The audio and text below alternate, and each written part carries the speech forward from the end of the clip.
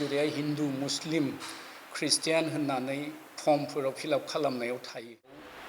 News portal नायग्रा बाथौ सिबियारि रायजो राजानिसिम आंनि सिबिनाय अननाय खुलुमनायखौ बावहरबाय। आं उदालगुरि जिल्ला दुलाराय बाथौ गौथुमनि जानानै दिनै नोंथांमोननि निउज पर्टेलनि गेजेरजों मोनसे रादाब जोंनि बर' माहारि बाथौ सिबियारि आरो गुबुन गुबुन धोरोमारिनि गेजेराव बे रादाबखौ दैथायहरनो होननानै सानदों। रादाबा जाहैबाय जों बाथौ सिबियारिफोरनि थाखाय मोनसे गोजोनथाव खौरां। जोङो बाथौ सिबियारिफोरा गोबाव समनिफ्रायनो जोङो जोंनि बाथौ धोरोमखौ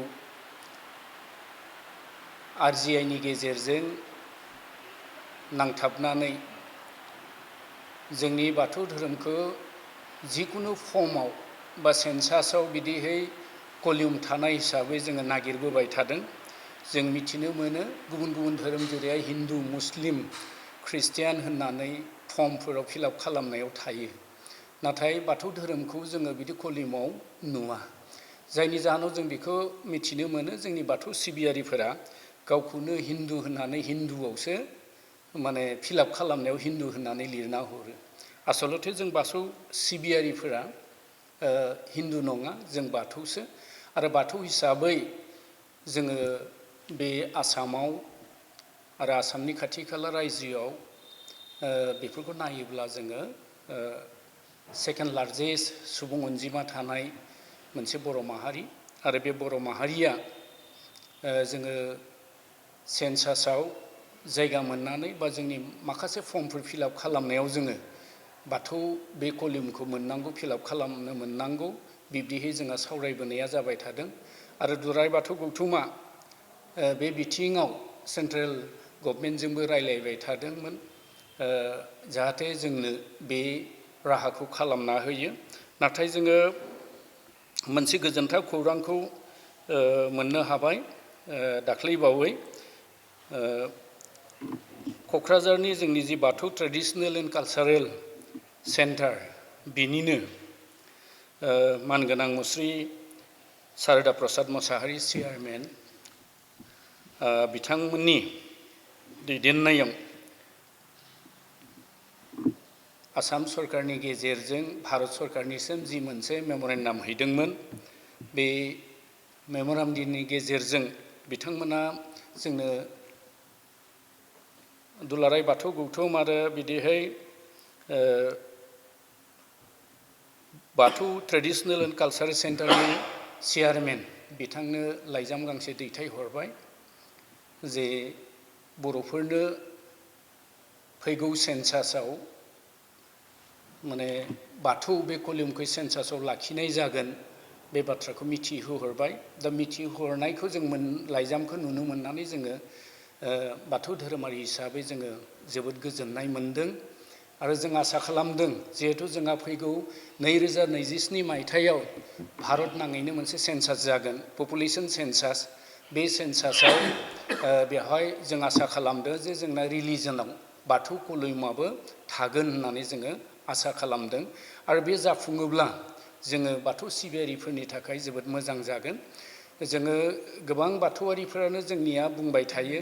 जों दिनै बाथौ धोरोमबाबो जोंनिया बाथौ होननानै लिरनो हानाय जेबो कलिउम गैया, हिन्दुआवनो जोङो लिरनो गोनां जायो, बा सोरबाया आदार्सआव बाथौ हिसाबै लिरो। नाथाय बे हिसाबै जों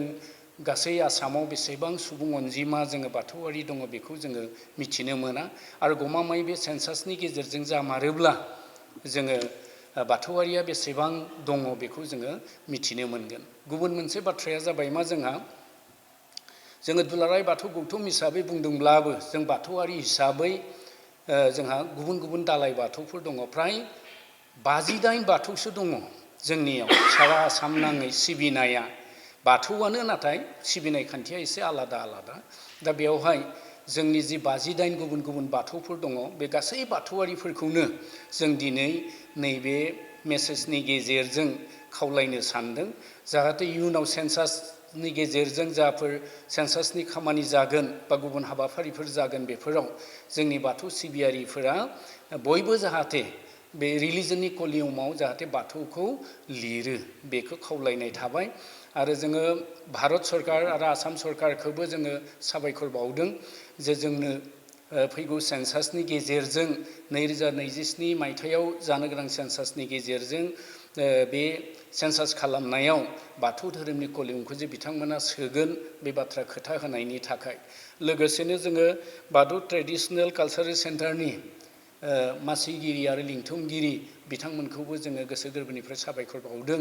बेखिनि इनिशिएटिभ लानानै जोंनि बाथौ धोरोमखौ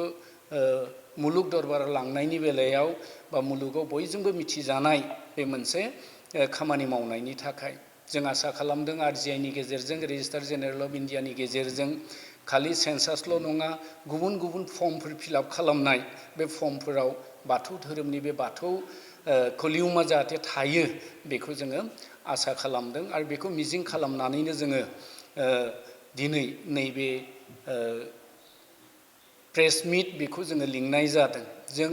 दिनैनि बे खावलायनायनि गेजेरजों बेखौबो जोङो बुंनो हास्थायदों जोंनि आसाम नाङै बा आसामनि बाहेराव जेसेबां बाथौ सिबियारिफोर दङ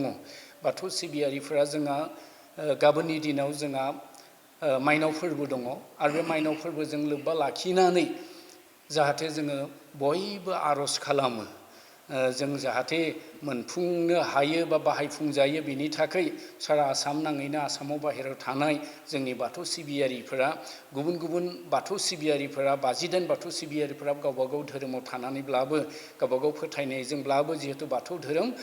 बयबो जाहाथे आर'ज खालामो बे जाहाथे जाफुंसार जायो आरो जों बयबो इयुननि हाबाफारियाव साखाफारा जानानै जोंबो बेखौ बाहायफुंनायाव बयबो नाजानांगोन बयबो मदद खालामनांगोन बयबो आवगायनांगोन बेखौ मिजिं खालामदों दा बेखिनिखौ बुंनानैनो आं नोंथांमोननो निउस पर्टेल लोगोसे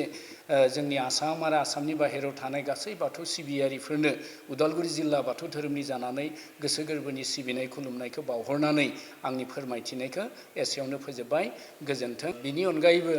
आङो खावलायनो हास्थायदों साबायखर बावनो हास्थायदों दिनै बेखिनिसिमहालागै जोंनि भारतनि जि सेन्सास जागोन सुबुं सानखो सेन्सास जागोन बे सेन्सासनि जि हाबाफारि लागोन बे हाबाफारियाव जिहेतु बाथौ धोरोमखौ कलिउमाव सोसिगोन दा बेखौ मावफुंनो थांनायाव जोंनिनो बिटिसिनि बारग' गाहाय मावफुं सोद्रोमा प्रमद बर' बिथांनिबो बिहोमा दङ आरो लोगोसेयैनो आसाम सरकारनि चिफ मिनिस्टार आरो आसामनि गभर्नर मानोना आं बिथांमोनखौ साबायखर बावदों आरो भारत सरकारनि मानगोनां गाहाय मन्त्रि नरेन्द्र मदि नखर मन्त्रि अमित शाह बिथांमोनखौ जों बाथौ धोरोमनिफ्राय साबायखर बावदों आरो उननि हाबाफारियाव बे खामानिखौ मावफुंनायाव मोजाङै इनिशिएटिभ लानानै खामानि मावलांगोन जोंनि आथिखालनि गोदानै सायख'जानाय बिटिसिनि मानगोनां हाग्रामा महिलारि बिथांखौबो उननि हाबाफारियाव इनिशिएटिभ लानानै मावफुंलांगोन होननानै जोङो मिजिं खालामदों बेखिनिखौ बुंनानै बिथांमोननो गासैनोबो जोंनि बाथौ धोरोमनिफ्राय सिबिनाय खुलुमनायखौ बावहरनानै आंनि बिबुंथिखौ एसेयावनो फोजोबनाय जाबाय गोजोन्थों